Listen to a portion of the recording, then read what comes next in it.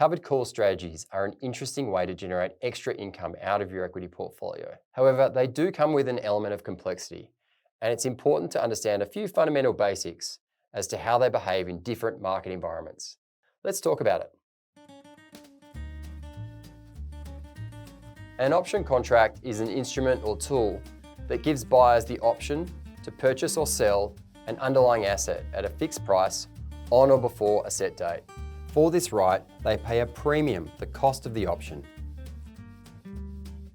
A covered call strategy involves buying a portfolio of stocks and then selling call options in relation to those stocks. The aim of the strategy is to provide an additional source of income from the options premium. When the stocks rise, the seller of the call option makes a loss. But because the seller also owns the underlying stock, the gains on the equity position offset the option losses. This caps the upside potential of the equity portfolio in exchange for receiving premiums from selling call options.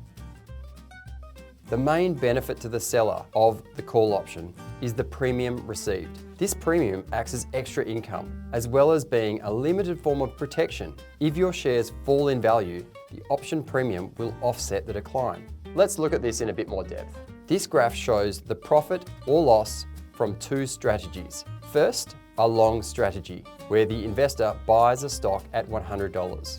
Second, a covered call strategy, where the investor buys a stock at $100 and writes a $102 call option while receiving a premium of $2. You can see that in a falling market, both strategies will suffer a loss because the shares will fall in value.